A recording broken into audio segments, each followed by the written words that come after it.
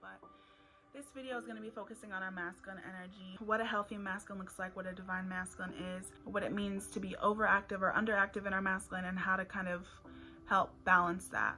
So in general, we know that our feminine is receptive, passive, intuitive, inward.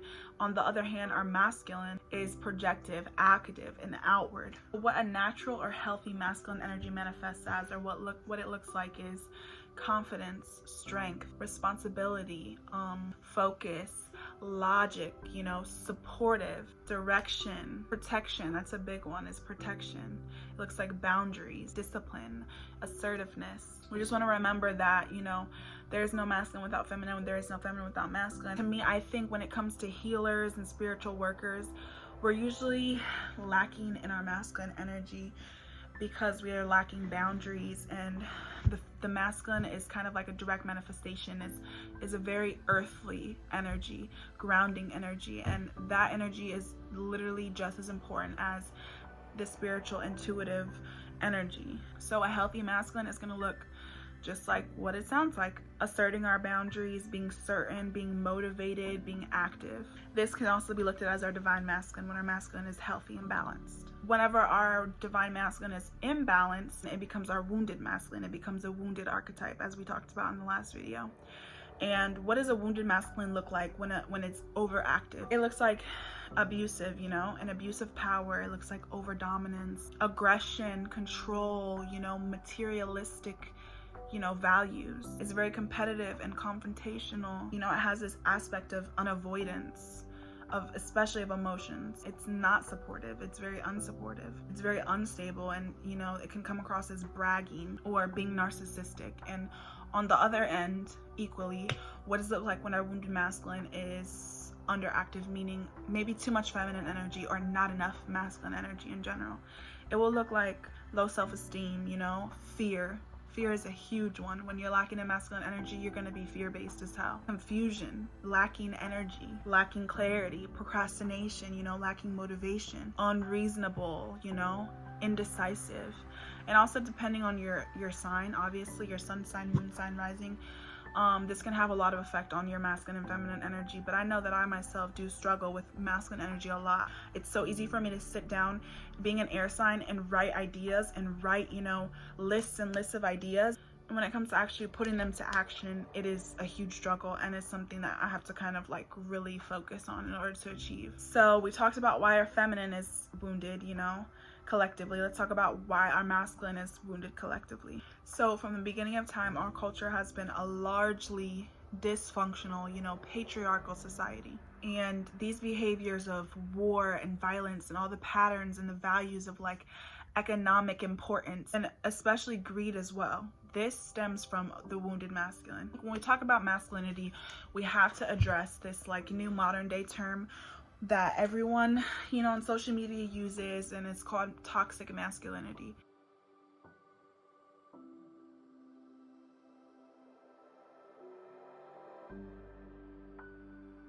It is a manifestation of the wounded masculine, but specifically it is a socially constructed expectation of masculinity to mean being aggressive and sexually irresponsible and inherently violent and unemotional. It is the social constructs which are creating, these ideas of this is how a manly man or, masculinity should be. It's the idea that the masculine is threatened by the powerful feminine. And this is very important when it comes to masculine energy, because our own wounded masculine oftentimes attacks or affects directly our feminine because of it's being threatened by a feminine. What this looks like in our everyday life is that I have all these ideas, but I just feel like they're stupid, or I just feel like, I can't do them.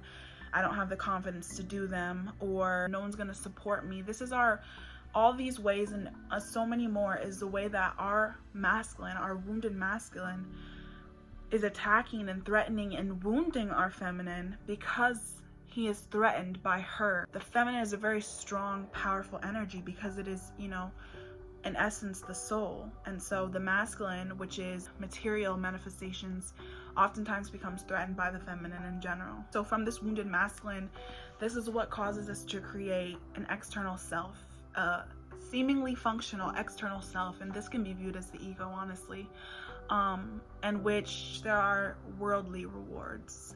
The masculine is very worldly, very earthly, and so this external self that we create, or this fake self or fake image, you know, of confidence, or even a false sense of self in the sense of I'm not enough. The rewards that we see are always worldly. So we're putting on a mask, we're putting on an act, and the rewards are that, oh, people see me and they think this is who I am, and they approve or they disapprove. Our wounded masculine is rooted in an underdeveloped, very fragile sense of self. This fake sense of self is fragile. And that is where toxic masculinity comes from, and that is where wounded masculine comes from, is the fragile sense of self that we build everything of importance on. And this fake sense of self is what develops in you a defense system. And this defense system is what keeps people at bay. It keeps people at a distance, and it also keeps your emotions at a distance to where you're not tuned in. And so an overactive of masculine energy, too much masculine energy, is the same thing as not enough feminine energy, because an overactive masculine means you're not trusting your feelings and you don't want anything to do with them. This is why a lot of us are over defensive. Over defensive is definitely masculine energy. So when you lose this core sense of self, when you lose this soul self by creating a false image, a false sense of self, you become dull, withdrawn. You're either working on overdrive or you're lacking energy. There's no in between. Both of these manifested are the wounded masculine. Another huge aspect of the wounded masculine is scarcity and lack. If you have ideas of scarcity, nothing's enough, I'll never be enough, and lack, this is definitely a sign that your masculine energy is wounded and needs to be balanced. In essence, a wounded masculine looks like it's impossible for me to take control of my life. So when this happens, you can go either one of two paths. You can overcompensate and, like I said, create this false sense of ego where you're like, I'm the shit and that's just it, like this narcissistic, you know, fake confident, overcompensating self. Or you can create a sense of self that is at the same time fake, because we all know that we're much more than our thoughts, but succumbing to the thoughts of I'm not enough and withdrawing and allowing that energy to kind of consume you and belittle you.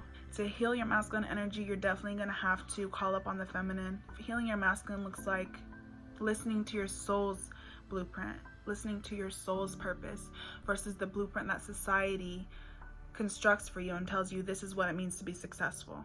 When you want to heal your masculine, you have to listen to your soul versus the world and society. So it means being guided by your true self and not this external self, not this worldly self that has worldly desires. Because like I said, one of the aspects of a healthy divine masculine is that he is a protector. So divine masculine is protecting your soul's work. He is protecting your soul's desires, your deep soul's desires. So we need to definitely be open and listen to that. He does not reject. The healthy divine masculine does not reject. He supports and he protects. It looks like allowing him to support and protect and provide for the needs of the soul. When it comes to needing to do the work, that's what the masculine's all about, is needing to do the work. If your masculine is underactive, you can sit here all day and devise a plan and write, you know, every single day, I need to do this and this and this and this and this. Once I do all this, I'll be successful, and then we don't do anything. When it comes to creating more masculine energy in your life, you have to start the energy. And how do you start the energy? By doing. It's not about thinking or feeling, it's about doing. You know, you can make a plan, but then do it. Just as healing the feminine, because the feminine is such an internal, intuitive energy versus the masculine being an external, outward energy. Healing your masculine or creating more masculine energy in your life beyond listening to your soul, it's gonna look like making a decision, taking an action, building something, building a business, building a shelf. Building something is a very good way to create masculine energy. It can look like exercising, working out. Definitely masculine energy is sticking up for yourself. You know, any opportunity that you see, try to keep it in check and don't let your masculine become too overactive to where you're like in defense mode. Sticking up for yourself is always creating healthy boundaries. So do that if you need more masculine energy in any opportunity that you see. Have good posture and take the lead. Take the lead in something. Take the lead in your life. All that we need to do is to do. When it comes to masculine, it's a very outward energy, and so action is needed. Action is needed. Whether you have the energy or not, take the action. And it's just important whether your masculine is underactive or overactive, whether you feel very narcissistic or whether you feel like you can't control your life. Both are stems of the same thing, and both are manifestations. They're opposite manifestations of the same feeling. You're not good enough, or you're not doing enough. So you either overcompensate, or you just let the energy consume you, and you become that. You become, the person who isn't enough. And neither one of these paths are healthy or good for your soul. We need to completely balance our masculine in order to allow him again to be the protector of our soul, allow him to be the protector of our feminine. Because when we talk about union, masculine and feminine union, the masculine's purpose is to protect and support and guard, lift her up, and show her off in a way. The healing and the balancing of your masculine and feminine means the union of your masculine and feminine, the marriage of yourself, becoming whole within yourself. So what will it look like when your feminine and your masculine energy are healed or in union? The marriage of your heart and your mind. The mind is the masculine, the heart is the feminine. When both are healed, they become in union, and your head drops into your heart. You still use your head and you're still very aware, but when we work through our heart center is when we're the most powerful. All our actions are moved through our heart. So, just like atoms, our masculine and our feminine are seeking union.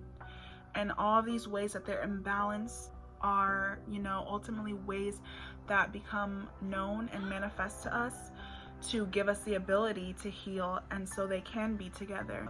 Let's just recap. What does a healthy divine feminine look like? A healthy divine feminine is loving, intuitive, honoring, wise, creative, and playful. And our healthy divine masculine will be fearless and courageous and a leader, a protector. The healthy divine masculine is gentle strength. He stands for what is right, and he enjoys the unknown. He is not fear-based at all. Let's talk about these divine feminine and masculine energies a little bit. Just like I said in the first video, the double slit experiment, there cannot be an experience without an experiencer. The feminine is the experience, and the masculine is the experiencer. The masculine is the witness. Internally, when the feminine is witnessed and acknowledged by the divine masculine through that lens of witnessing us, our true feminine, the feminine is then known. She becomes real to herself, to ourselves, I guess. She can feel the presence of the masculine, and she's no longer alone. When witnessed by a true, loving, divine, healthy masculine, the feminine realizes that she is God, that she is beauty, that she is miracle. He is not threatened by her. But when the masculine, a healthy divine masculine, witnesses a healthy divine feminine, he sees perfection. He sees the perfection of God and her beauty, and it leaves him in awe. So her feeling his gaze, her feeling his witnessing of her beauty, it opens her to this union. And him recognizing the beauty and perfection in her is literally like breaking his heart open to witness this union and experience this union. And this is why the two polar opposites, the two dynamic energies, are at play together when they come in union, because we need the softness of the feminine to break open the heart, the hard heart of the masculine. And we need, the focus and that energy from the masculine in order to recognize in ourselves the beauty and the perfection of our feminine. So basically, in essence, when you heal your divine masculine and your divine feminine and they join in union, this is the ultimate unconditional love for yourself. This is the ultimate self-love. That is the most major thing that you should take from all of this balancing, is that when the two are in union, you become internally married, you are whole. You will not need anyone the way you think you do. When you heal your feminine, you become your own mother. You listen to your inner child. And when you heal your masculine, you become your own protector. You become your own knight in shining armor. One of the huge ways that you can also, facilitate this healing and this guiding of union is through meditation. Vipassana meditation is basically redirecting awareness from your mind back into your body. So it's redirecting the masculine energy and focusing on the feminine. Just like in atoms, when you know, the masculine exerts an energy force to the feminine, causing her to combine.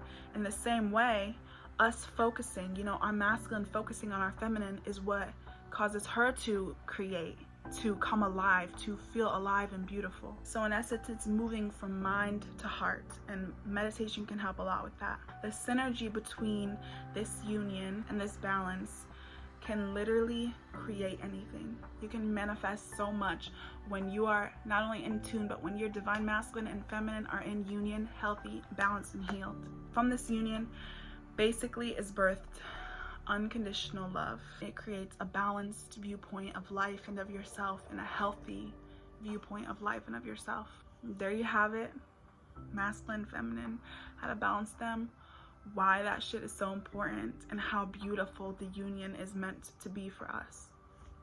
So if you guys have any questions on this, I know that sometimes the way I talk can seem a little out there, but if you need some grounding, if you need some explanations, feel free to leave a comment. We can talk. And yeah, I really hope that this starts you on your path to healing your divine feminine and your divine masculine, because they're waiting to meet.